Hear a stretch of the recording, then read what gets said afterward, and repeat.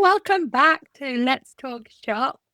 So excited to be back with another week of guest episodes.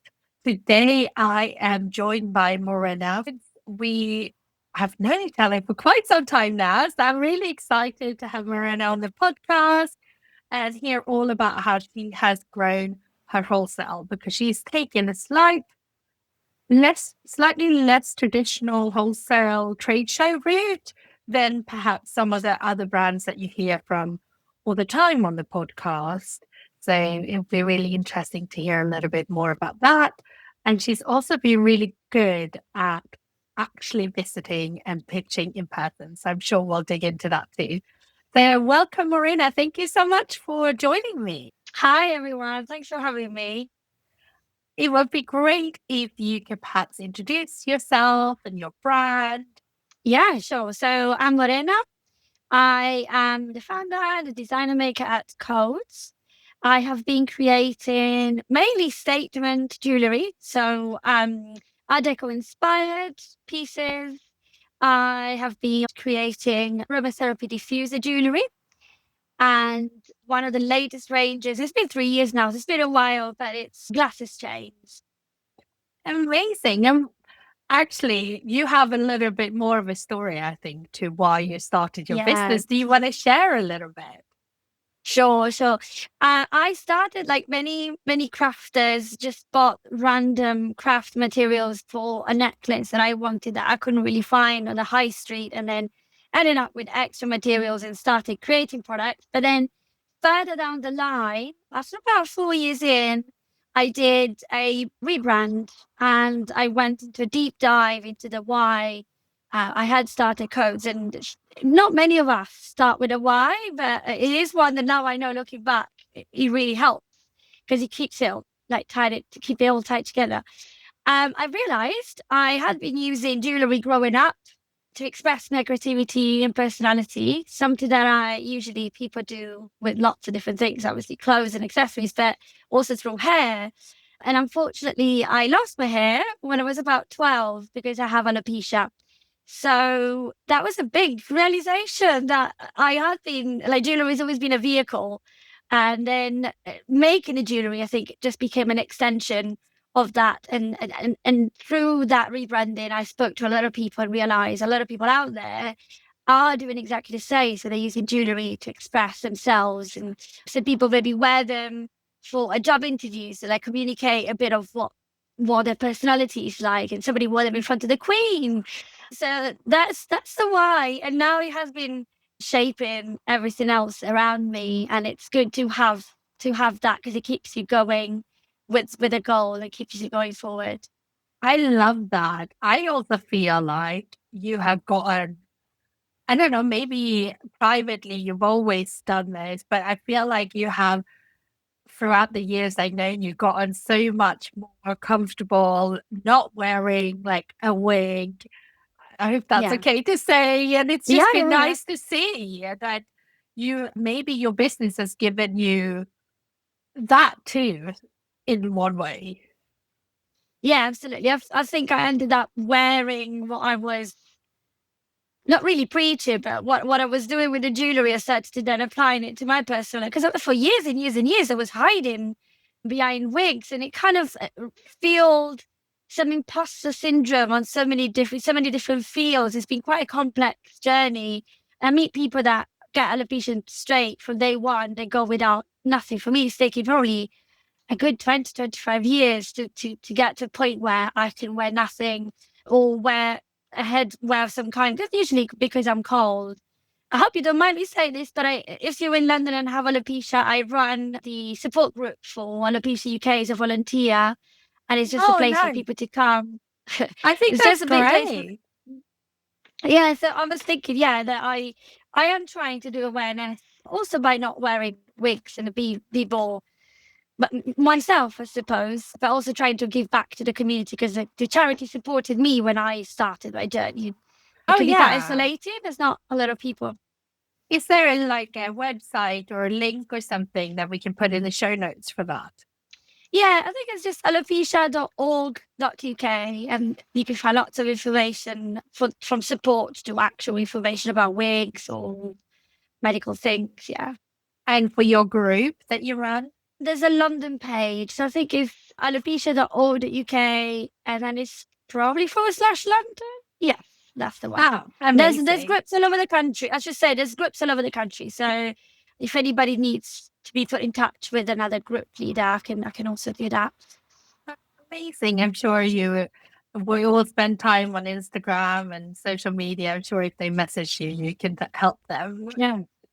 So going back to wholesale now, when I got a bit off track, as you do on a Friday when we're recording this, what made you? So, is it 2 years ago now? You did your first trade show. Right. What made you want to focus on that? And I think you also do a lot of in-person outreach. Like, what made you want to do that? I always thought that a trade show was a good signal of a well established brand. And it was my goal to get there at some point.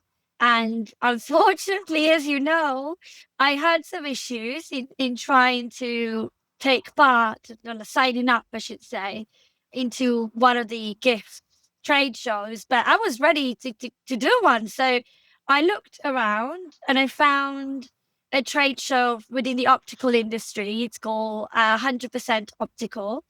And because I had been creating the glasses chains and they'd been doing so well, I thought, why not try that? And so it was a bit of a gamble, I guess. But it was also I knew it was going to be potentially quite good because usually within a gifting trade show, how many jewellery stands do you see? Like 20, 30, 50? Well, instead with the optical trade show where they sell from machinery to obviously frames, I think it's a handful of competitors that I have instead, even less. So I thought I would have also a lot more exposure. And did it work out that way? It did. It did. Yes. I after the first trade show, I, and I was literally selling to every single conversation. Obviously, I was selling.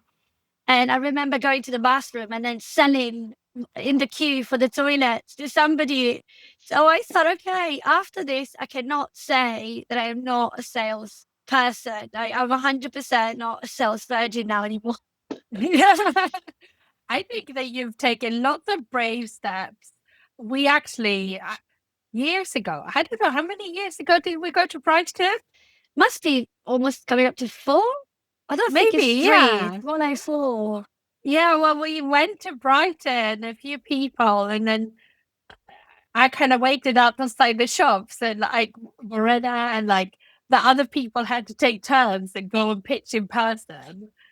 And I feel like since then you've just done it regularly and you do so well. And it's something that most people I speak to don't want to do. So how did you get around? Like, did you feel uncomfortable doing it? Oh, I was it's something I was really shying away from and did not want to do. I still have to say I'm still not 100% comfortable, but I'll tell you a little bit about it. So what was really good and worked really well is that I walked into the first gift shop. That was okay. And then I walked into an optician. It was amazing. There's an optician. I walk in and the conversation was quite easy because there's a lot less competition when you're trying to sell glasses chains to opticians rather than jewellery to a gift shop. So there was a bit of interest. And then I came out of that first optician and then there was another. And then there was another. So I can't remember if I did 2 or 3 in a row or 4 even, rather 3 or 4. And by the last one, I was fine. uh, it was quite good. It it's almost like diving and then diving a few times. It's like, I got this. I can do this. Yeah. I love that. And also, I think what it is with optician is that, you know, you have such a clear proposition when you go in there. which is actually really nice. And you can kind of emulate that when you go to a gift store too, by just knowing the store you're going into and where you would fit in. It just maybe requires you to think a little bit more deeply about it. Whereas like glasses chain in an optician is like a no-brainer kind of pitch, I suppose. Yeah, so it's been difficult because I got used to it. You know this very well. I got used to just being able to go to opticians and do really well. And I'm not a person that sits. Is it on the laurels? Is that what you say in English? I I push. think so. I'm really uncomfortable throughout, and I complain a lot. And I know you put up with this, but but I push myself. I keep pushing, keep pushing, keep pushing. So I know I've been getting really comfortable selling to opticians, and I know I have to focus more on gift stores, and that's what I'm sort of switched a little bit on my focus recently. But I've learned a lot that I think is really useful. Yeah. And also, I don't actually, I think maybe you process by saying exactly how you feel about it. I don't necessarily think you complain. So I think you're a little bit harsh on yourself. Yeah, there's no filter. Yeah, more that than like, it's not like you moan about it because then you will just go and get it done. Yeah. So maybe you can be a little bit nicer to yourself. That's a good point. That's a good point. We all process differently, right? Process internally in my head.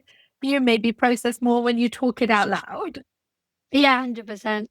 When I write it Uh, down as well. Yeah. yeah, yeah, and some people do that too. So, how it has putting yourself out there changed how you feel about selling? If it's made you feel, if it has changed it. I really didn't really want to do it at all. So it actually went from I don't want to be doing this, it's really uncomfortable, I'm really out of my comfort zone, to converting really well. So I'm a big data lover. And I have been doing outreach, write emails, and that converts maybe. And I remember, I think also from learning from you, like it's a numbers game. We need to put out like 100 emails, and then one out of 100 every now and then like converts. So that is also has been working.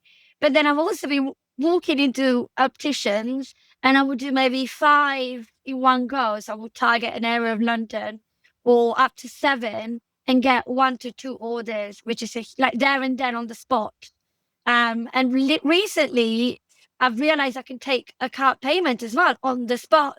So it's not an invoice that I need to chase and all of that. So it is incredibly addictive, I have to say, as well. If dopamine is your thing, and it's rewarding because I have even had recommendations from people say, oh, go to this optician, because they know a lot of them know each other within the industry, which is nice. Go to this optician, talk to Siobhan, and then I walk in and she's a perfect match for the brand. So it's been quite nice to get all of that positive feedback. I think when you go in person, I go with the chains with me, and they get to see them in person and try them on. And it is nice to hear all the nice comments as well that you get, something that you don't get necessarily when you send an email or when you phone. Yeah. How have you gone from I don't want to do this to feeling like you can do it? Like, do you have any tips on how people can do that? Because that's a big shift. Yes. Working with you has helped me a lot. I don't think, like you just there and you just like a lot. What's the word in English? A lighthouse. That's the one. Like keep selling, keep selling. But in a nice, nasty way. It's like, it's just like keep showing up rather than, yeah, keep selling. In my head, it's always the word has always been sell, but it is keep showing up, keep talking about the product. I have my board with me. I don't know if you don't Yeah. mind me. I think this was so funny when you did this. I'm like, Here it is. So there's a oh, picture of Therese in the middle. I mean, this board in particular is about what I'm still working on, which is phone interactions. Like in person, I think that Brighton trip really helped me. Um, And I have to be honest, because it seemed quite easy, it was easier to continue rather than walk away. But on here, I've put a mixture of things. The tips I would give, obviously for me, I'm quite visual. So I wrote down some of the comments that I received, but I thought when I call, I would bother people instead of written down like, I help them make more money. Or phoning means getting an order quicker rather than waiting for emails and things that they said that they value my craftsmanship, my story, their design influence as a product with a story. Um, what other things? Yes, and also phoning means learning something new each time. Yeah. So by writing down these comments, I think that keeps me going rather than worrying, oh, what's the next phone call going to be? And something else that has helped me recently was creating a bit of a mind map of scenarios of what could they say? And then when you create that mind map, you realize there's not actually a lot that could go wrong, like you worry about. Yeah, I love that. It's kind of like that exercise. Like if you told me I don't want to go into a shop and page, if I could just keep asking you why. Yeah. Oh, because they might get annoyed and like, so why is that a bad thing? You know, like what's the worst that's gonna happen? You could just keep going down and usually happen is that someone says no. Yeah. And it helps with time, right? You just spend less time chasing them. But I remember walking into a private clinic not in Mayfair, near Warren Street. I can't remember if that's Fitzrovia. I can't remember the name exactly of the area. But obviously a private clinic that looks like a house, not an optician with frames in the window. And I almost did a knock and I thought, no, you know what? They're never going to sell my chains. So this is like premium, private. Instead of a really nice, the receptionist got me in because she liked the idea. And then I met one of the partners who was really into accessories and really loved the idea. So, like, one of the things I learned is that you never know how it's going to go. And what you think might be I've walked into the perfect match. And I said, oh my God, look at the frames and look at the design. We are perfect match. And then they just said, no, sorry, we're not interested. So, okay. So you never know. And that's why you have to keep trying. I think even walking in, And give you the don't know. people also like the respect to make their own decisions. Like if you don't tell them about you and they don't let them make their own decision, then I think it's Yeah. nicer to let people make their own decisions. Yeah. But Yeah. so how do you on with your wholesale? I have to be surrounded by people that are doing the same. I'm quite competitive, but not towards other people. I'm competitive as in I always, as I said earlier, I kind of want to keep working on myself, but I do need to be hearing other people also be moving forward, sideways, whatever it is. So it works really well for me to be in sales growth lab that you run because yeah, it's nice to celebrate other people's wins. I got inspired by somebody posting in the community that I think they sent an email or they picked up the phone, I can remember. And I found somebody signed up for a wholesale account a few days before. And it turns out they're really interested in stocking my jewellery and we're going to speak again September. So yeah, it definitely helps me doing things with other people, the same kind of journey or similar. I love that when she shared that. It's like starting a little mini chain reaction. Yeah, can be addictive. I could do it, like old style, like one person, I nominate another person, and then another person can go and do it. Like Yeah. one of your challenges. Yeah, that would be really fun. I like making it into like a bit of a game. Or, like you said you're competitive, but you're also not competitive with other brand owners. You share really Yeah. generously. And I think it's good to be competitive with yourself as long as it, doesn't hurt your mental health and stuff, of Yeah, course. no, But no, that it it's all good motivates you. stuff. Yeah. Yeah, so for example, I bought a massive map of London underground stations, and I'm slowly highlighting them, the ones that I'm stocked. So it is a competition within my with myself to try I, and cover that. I used to love updating. I used to just do it on like, a Google map thing on our postcode. I used to love looking at where the pins were and where there was no pins because I found it really motivating. I'm like, why are we not in this huge Mm, area? I used to yeah. like that. So, what's been the biggest change, do you think, in how you approach wholesale now compared to when you started? I think definitely following up. I think in one of your recent podcast episodes, you were describing the different personas. If you haven't heard that episode, go listen because it's quite fun. It's one of the mini ones, and I can't remember. They were two very similar, but one was a ghost. So I still do it. You know, it's not easy. Also because I decide to pitch to hundreds of people at the same time. I'm probably reducing the number down a bit and focus more on a few. But I would send an email and then completely drop it and leave it. So, for example, now I even have a little teeny tiny funnel when somebody signs up uh, for a wholesale account, and then I send a couple of emails. And then I think doing a phone call, for example, the other day was definitely a good step that I'm going to have to add to that funnel. um, yeah, so funnel. Thanks. I All of your feel, teachings. well, you take really well to that, I think, having like a step by step. Yes, absolutely. Otherwise, I just forget. And I have ADHD, so I will just do something once and then forget. So having a system where it just keeps me going, and I'm doing the same with the new stockists. So try and check in with them every few weeks or so, because that was also something I didn't do. So I would get an order, get super excited, ship the order, forget about it.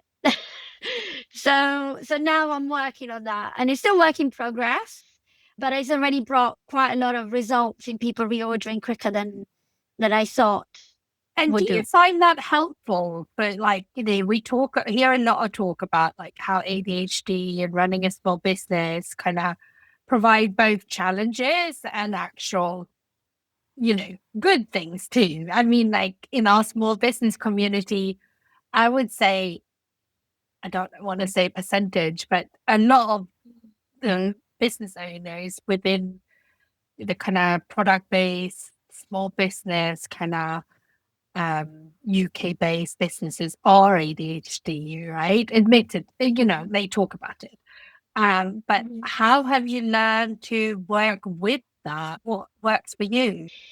For me, I work really well where I show up in a place and a time to do tasks. So doing body doubling sessions, either with friends or with my case now, I have access to work. So a support worker within communities like the one that you run or other communities that I'm in. That helps because again, I will do a task once and then I might forget. And then I'm using a combination of Trello plus Google Calendar plus HubSpot and have it all plugged in so that, for example, the staying in touch with existing stockists. So I have these touch points, and once they place the first order, then they get added to the calendar. It's not perfect; it's still work in progress, as I said, but it's been going on for a few months and it's working really well. And then I get the calendar reminder. Obviously, everything is in my calendar, and then I can action it. And that has been basically what I think has been most helpful, as well as being in a place and time, so dedicated session that I can get stuff done. Yeah, I think that's so good. I think that it's good that you put things in place and continue to that helps you and have that kind of awareness. I think that's great. How has your wholesale growth kind of changed your wider business? Because of course, we haven't touched on this, but you actually have two businesses. And Mhm. so how do you manage it all? It's been a difficult year because wholesale has grown exponentially. thanks to the trade shows. And especially, I did the first trade show 2 years ago, and the difference with this, which went really, really well, thanks to all the things that I learned from your course. I have to say this because I was terrified. And then I did a course, and then I turned up on the day, and I was prepared. I felt prepared and like, and ready. So that really helped. And I did really well in the follow up. But then this year, so the second time, I actually spent the first month just doing all the phone calls rather than just sending emails to all of the leads, and that converted so many more. So it was double basically what I've done the year before, if not more. So it has grown so much that I have been spending a lot of time. So all of like March for me was, I had 3 jobs. I create websites and do SEO with my other business. I was running Codes. I was shipping the orders. And also I was phoning people. So I felt like part call center. But there's part of me that's like, oh, should I be asking somebody else to make the phone calls? But then you have to have that interaction. Oh, you said that during the trade show, or not. Some of the phone calls didn't need my presence. So it's one of the things that I'm still trying to think. How can we do this in a way that's going to work? So it's taking up a lot more of my time, and margins have not been as good. Like retail has not been great for me this year.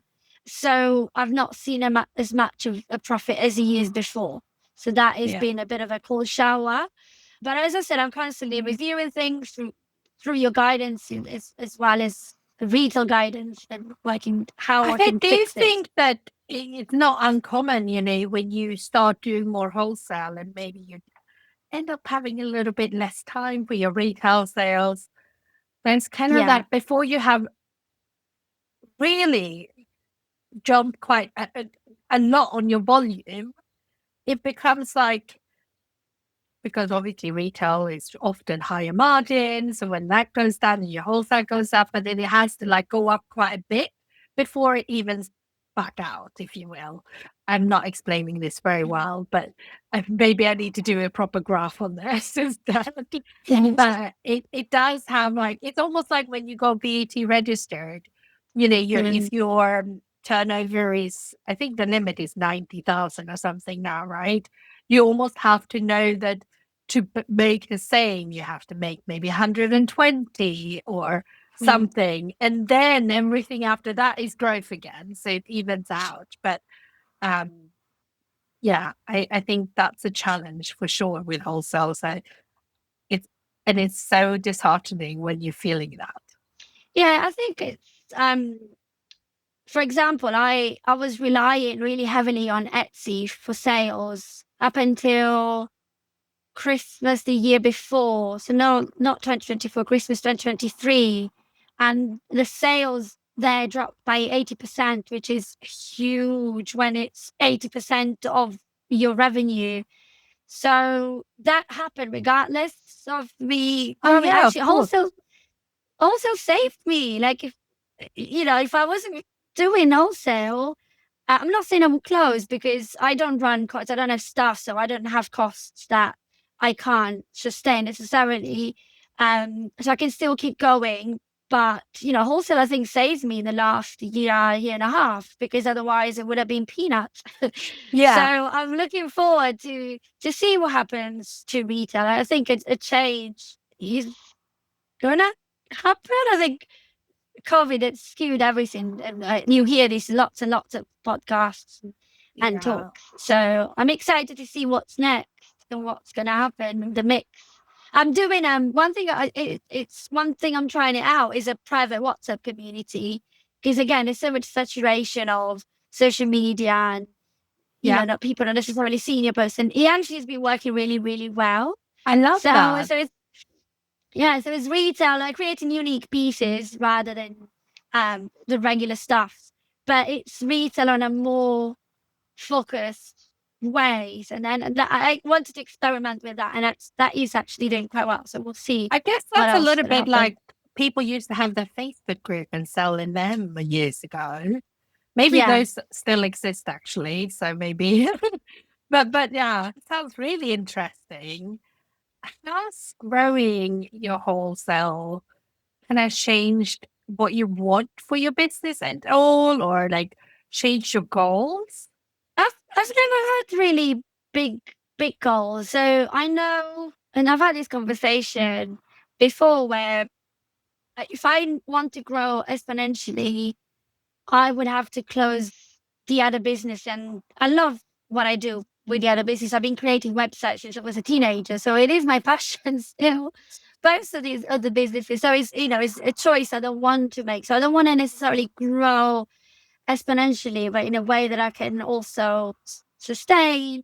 So I think it's been nice to see that there's a lot of demand for my products. When I think, I don't know if this applies to everybody, but wholesale feels a bit like validation of your product.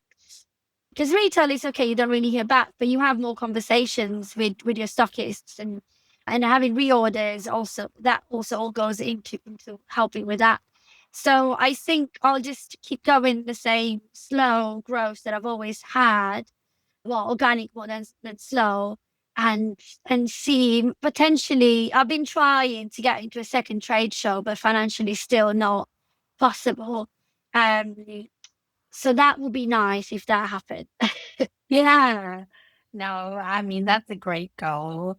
But I think that you're doing so well with opticians and you focus so much on them. So it'd be interesting to take all that, what you learned, and focus that on like the gift stores for your jewelry. Not forgetting about the opticians, of course, but Oh yeah.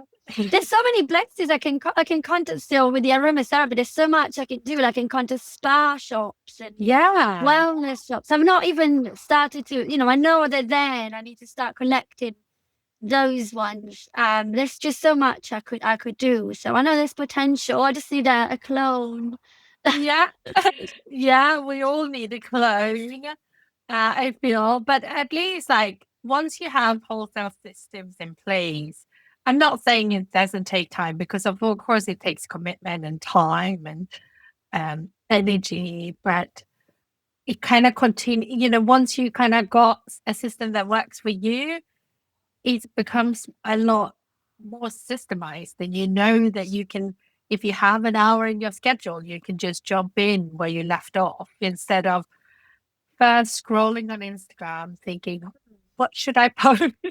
What reels are trending? What sounds are trending?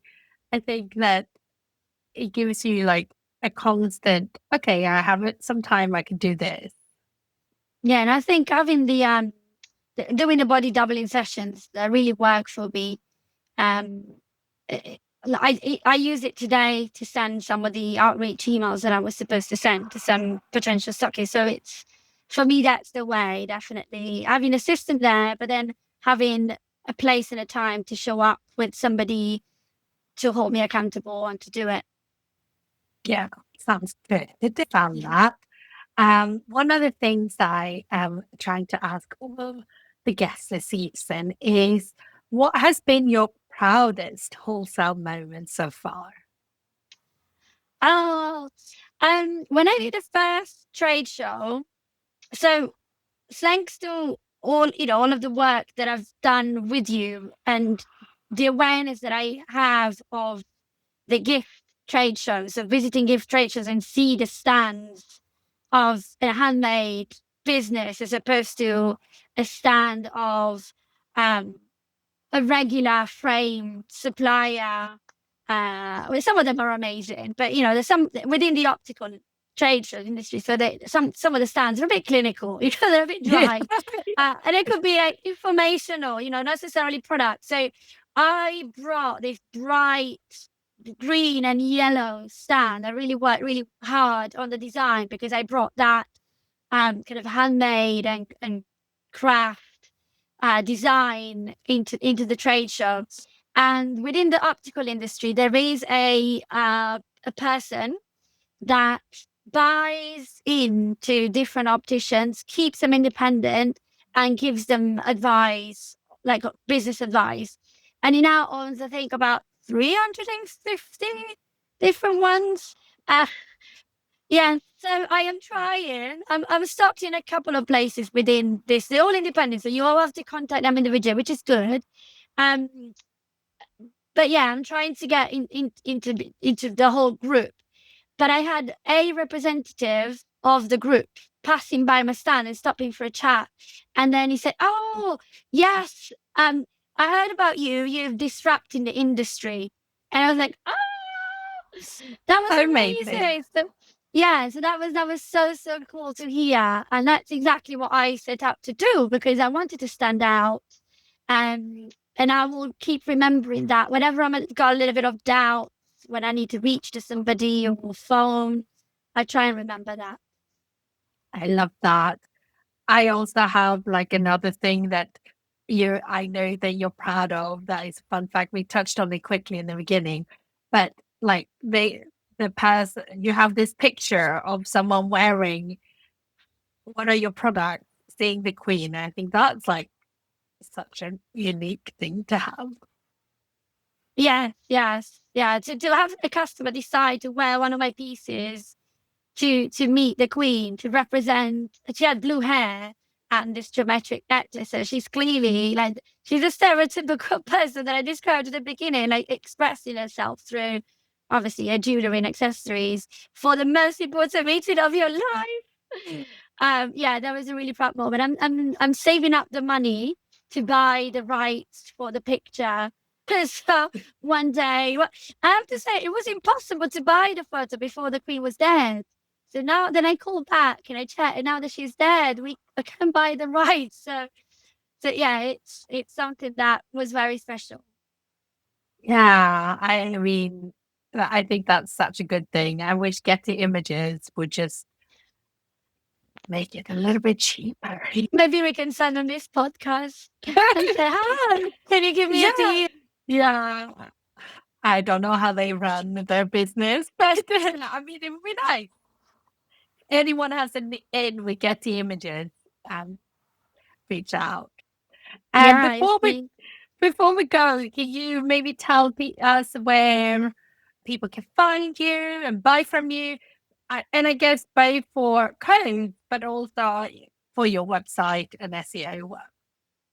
Sure. So you can find the jewellery at Codes, is with a K. So KODES.me.uk. On Instagram is codes_accessories. And for the website, so I create WordPress websites as well as offer SEO services, and I can also train teams and individuals on SEO. So if you need any help, you can find me at morenafiore.com. You might have to spell that Yes, too. I'll do that. It's MORENAFIORE.com. Cool. I'll put it in the show notes too. But you said that so fast, and I was like, anyone that doesn't speak Italian is not going to have it. Yeah. Yeah. Well, thank you so much for coming and sharing your story. It's been really nice to chat. And for everyone listening, thank you for listening. The podcast will be back next Monday with another episode. So I hope you can listen in. Thank you so much for having me.